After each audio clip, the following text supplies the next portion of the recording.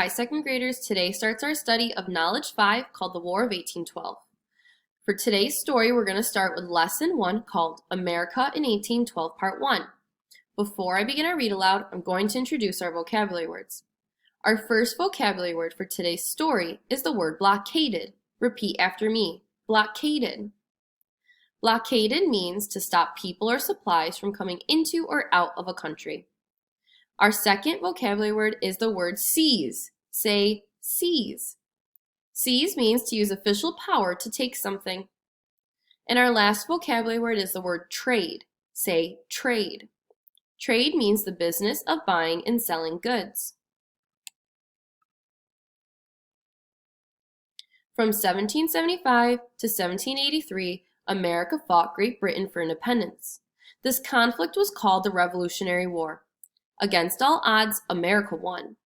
What had been the 13 original colonies officially became the United States of America. After gaining independence, the American people did not want kings or queens governing them anymore. Americans wanted to create a new kind of government.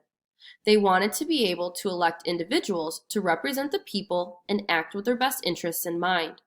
They wanted a government that was by the people, for the people. To help create the new form of government, several elected leaders met in Philadelphia in May and June of 1787. Some leaders who could not attend, such as Thomas Jefferson and John Adams, wrote down their ideas. Together, this group of leaders became known as the Founding Fathers.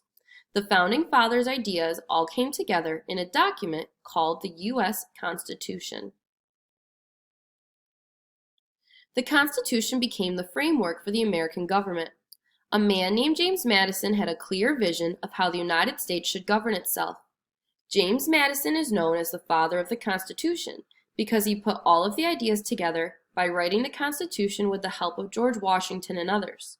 He also became the fourth president of the United States. For many years after the Revolutionary War, the United States grew larger and wealthier. New states such as Vermont, Kentucky, Tennessee, Ohio, and Louisiana were added. New territories were also settled. In 1803, President Thomas Jefferson purchased the Louisiana Territory from France. This purchase more than doubled the size of the United States. Meanwhile, across the Atlantic, France and Britain went to war against each other. This series of wars became known as the Napoleonic Wars, named after the French leader at the time, Napoleon Bonaparte. Napoleon Bonaparte wanted to make France the most powerful nation in the world. Britain was determined to stop him. The United States considered both France and Great Britain to be its friends.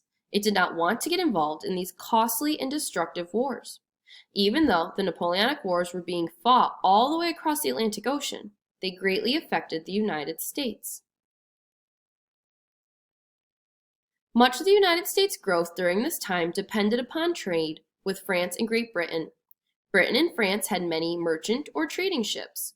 These ships sailed across the Atlantic to trade goods with the United States, Canada, and with many of the British and French-owned islands in the Caribbean. For example, the United States sent flour and tobacco to France and Great Britain.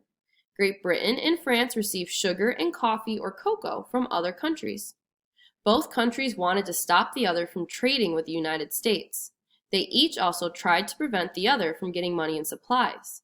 They also did not want the United States to choose sides. To keep the French from trading with the United States, the British blockaded or blocked several U.S. ports. They also blocked several important parts of Europe. This seriously hurt the United States trade. France and Britain both had large naval fleets positioned in the Atlantic Ocean to attack each other's ships. To make matters worse, the British and the French began to seize or capture American ships loaded with valuable cargo. It became almost impossible to safely transport goods from the United States to foreign ports. It was also more and more difficult for Americans to receive the much-needed goods. Merchant ships weren't the only ships in the sea. The United States and Great Britain also had naval ships. Life in the British Navy was not easy. Conditions on their naval ships were terrible and punishments were harsh. Because of this, the British Navy had a hard time finding men who wanted to be sailors. To get more sailors, the British began to capture men from other countries' ships and force them to join the British Navy. Sometimes these sailors were British deserters.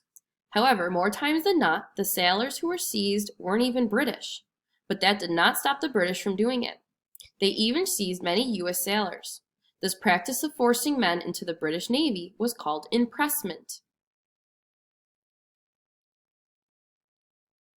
The impressment of U.S. citizens upset the American people and the U.S. government. As time went on, the United States found that it was losing more and more valuable cargo, sailors, and money, and even their ships. They demanded that the British stop impressing American sailors, but the British refused.